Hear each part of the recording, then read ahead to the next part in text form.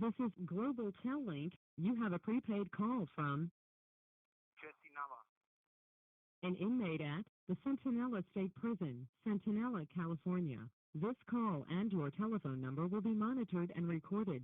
You have a prepaid call. You will not be charged for this call. To accept this call, say or dial 5 now. Thank you for using Global Tel Link. All right, the mic's all yours. All right. So, yeah, so that was that. They walked away from my door. They tried to send a counselor to come talk to me, and like to pull me out to talk. But at that, in that phase and in the shoe and stuff like that, like you don't ever step out with these dudes because it's frowned upon. So I was kind of like, man, get the fuck off my door. I got nothing to say to you guys. But I was kind of like, it was passionate. The reality was like starting to set in. So a few days went by, and I was, like telling the fellas like these fools are tripping, this and that. But I know what I read on the confidential memorandum. I know what was said, and I knew what it was. I knew the whole situation, And so at the time, all the fellas were right there, in the hole with me, and I was just kind of like. One day I kind of woke up that day and I said, you know what, man, like I can sit here and I can fake this funk and I can go sit up in Pelican Bay in the RTGP for the rest of my life, and hope that one day that this stuff blows over and I can come back out here and continue to live my life in this dysfunction, or I could just hang it up. You know what I mean? Like if they threw me away this easy, then where's the value in what I'm doing? And so I woke up one day and I said, you know what, man, this is it. I'm gonna hang them up. So I ended up writing a kite to the homie, because at the time I had the tier right there. So I ended up writing a kite to the homie down the tier, and I told him, hey, fool, I'm throwing in the towel. I'm hanging them up. I'm gonna give you guys a little bit of time. I don't know how this shit's gonna work, but you're validated just like I am. I don't know how this little weirdo shit works, because at the time I still perceived anything other than what we were doing is weird, So I told him, look, fool, whatever. I don't know how this shit's gonna go down. I know they're gonna want to talk to me. I know they're gonna pull me out, but I ain't no fucking weirdo. So I'm gonna, at the time I had the house perros and the huilas, and I had all the shit that was pertaining to casa right there. So I ended up sending it to the homie, and I told him, look, fool, get it out of the pad, send it wherever you want. I'm gonna give you guys time to get whatever out, because I don't want anybody saying no weird shit like I went out, even though the irony and all that is, the reality of it is, when you walk off that tier, you take yourself off guile, you stop fucking around. No matter what you do or how you do it, motherfuckers are going to talk shit, because I used to be one of them dudes doing the same dumb shit. No matter how golden a motherfucker was when he was living that life with us, the second, you're only remembered for your last mistake. Nothing you've done in the past. And mind you, I gave you the edited, short version of all the chaos and all the madness of how I got where I was, And so I had done a grip of shit for these dudes and done a grip of stuff along the way, So, but none of that mattered in the end. People are only going to remember you for when you say ya estuvo, when you walk off that tier, you tell them that's it or whatever. So, but I still, in my disillusion, I felt that by giving these dudes the heads up and sending them everything and trying to do it honorably, like, hey, the house owes. There was a couple NFs right there, norteños, and so we owed the sureños owed them a little bit of money. There was a gaba that they owed a little bit of money too. So I told them, look, whatever loose business we have with them, I'll help tie that up. But that's it. I'm taking myself off gallo, and you're gonna pick up right here. So. But I want you to get everything out of your pad. I want you to stand it, do whatever you're gonna do, because I don't want anybody trying to say that I sent the Judas to their cell. I don't want anybody saying that I did some weird shit. You know what I mean? Because I knew at the time I had no intention on crime fighting. For me, it was all about self-preservation. It didn't have nothing to do with.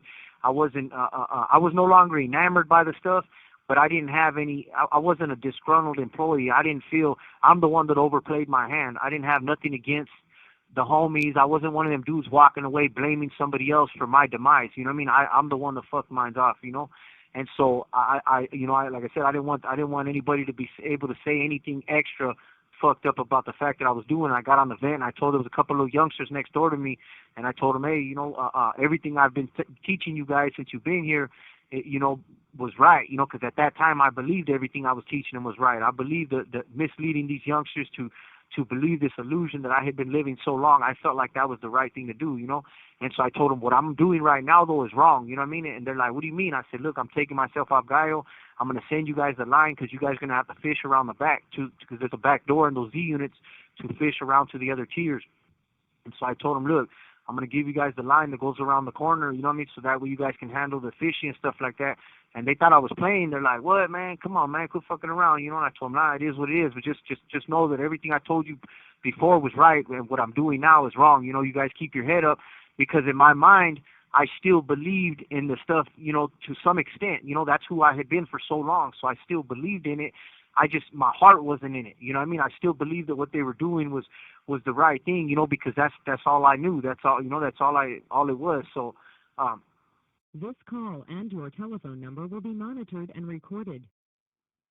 So I gave these fools a few days to do what they had to do, and of course, you know, send word out and start smutting me up or whatever. And then I asked the counselor to talk to him, like, hey man, I don't know what's you know, that's it, I'm done. I don't know how this is gonna work, you know what I mean? Like, you know, and so the counselor's like, yeah, IGI, you know, basically told me I'm taking you to committee on Thursday, so basically you're gonna have to take out back to cork and shoe to the DPU. So I was like, well, what is that? And they're like, it's a dropout unit. You know, it's a brand new program. You're gonna go over there, and it's gonna, you know, basically painted a bunch of rainbows. It's gonna be like this and that, because before, when you dropped out, it could take you years. Like IGI just threw you in the corner, and they'll get you when they got to you, you know. And but now I guess because of the settlement and everything else that was going on, they couldn't just keep people right there indefinite. You know, they had to find a way to fast track your dropout process. Because I was validated, I couldn't just tell them that I was done and walk away. You know, I had to go through the whole dropout and, you know, the whole process, you know. So basically that's what I spent the next 2 years doing, that, you know, going through the whole debrief and dropout process.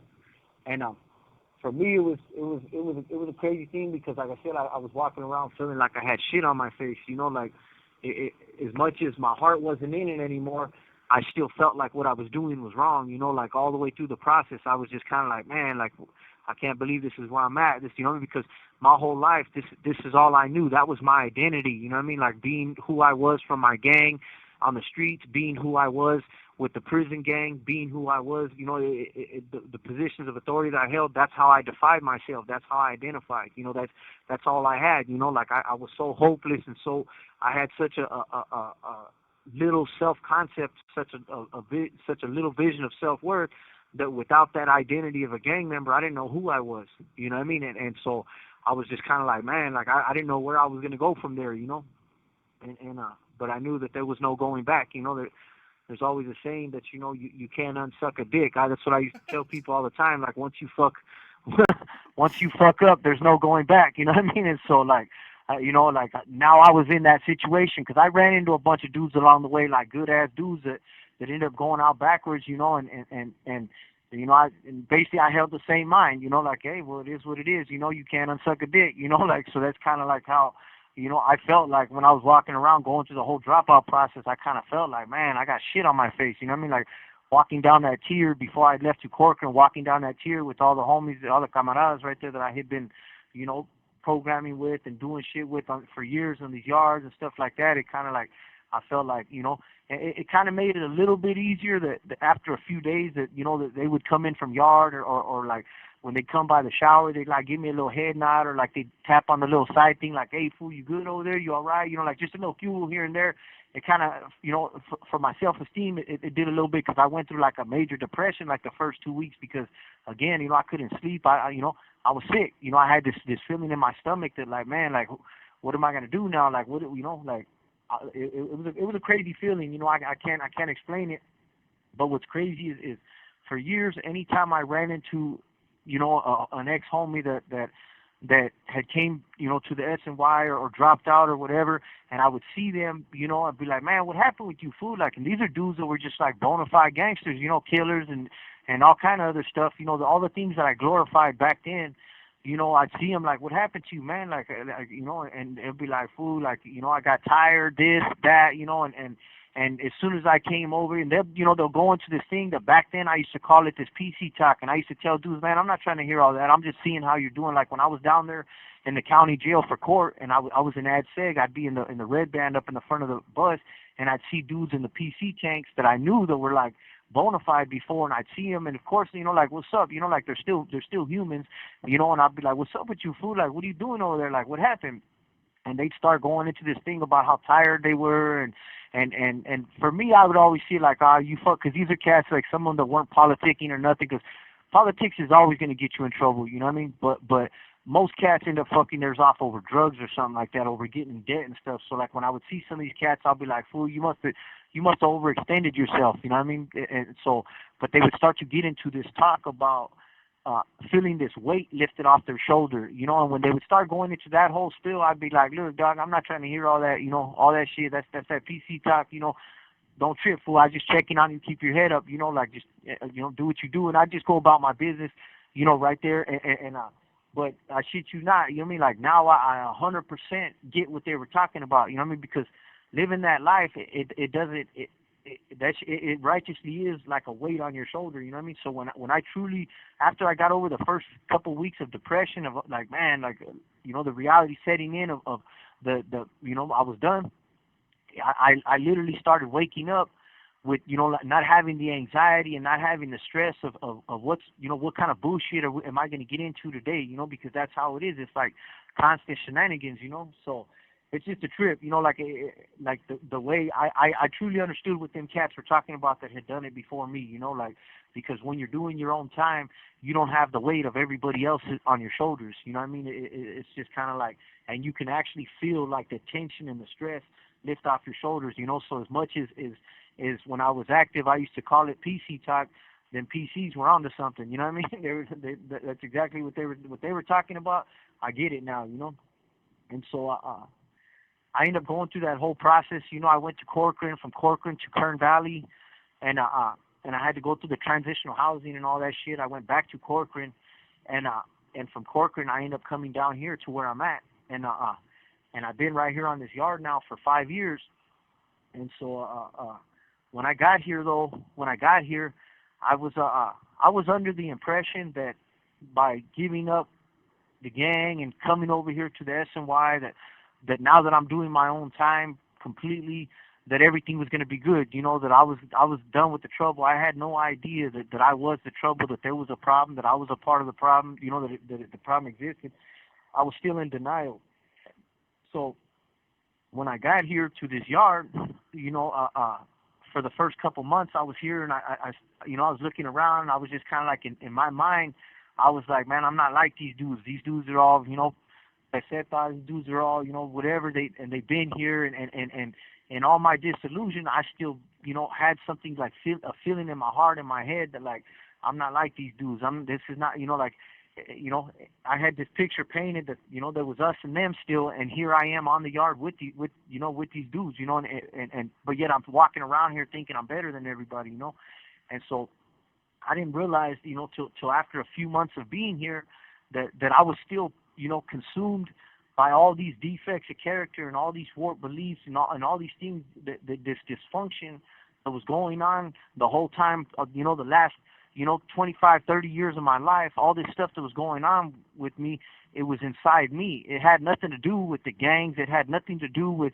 my environment. It had nothing. These were all things that were going on inside me, and I didn't realize that till I got right here to this SNY yard, and within a few months, I started to like experience, like, I was having an identity crisis, because I wasn't that person anymore. I wasn't, like, I didn't know how to function as being myself. I didn't know how to look in the mirror and see Jesse, because I had put on all these masks. I had created this identity. I had created this person that helped me navigate life. Helped me escape from the child I was, the dysfunction I had, the abuses that I had endured as a child, the poverty, all the things that I went through as a kid that ultimately led me to the gangs, that ultimately, contributed to me becoming a drug addict and a gang member and a murderer and a violent criminal, and all those things were all. You have 60 seconds remaining. Issues that were within me, and when I got here to the SNY yard, those issues started to resurface, because I started to feel like I was back to that old. I had a very low sense of self-worth, a very low sense of self-esteem. So I'm sitting here thinking, like, man, What am I going to do? I'm in prison. I'm still doing life. And now I don't have the one thing that gave me purpose, which was my identity as a gang member, which was the prison gang, which was being a drug dealer, which is all these things that all these values that I had that actually had no real value. This call and your telephone number will be monitored and recorded.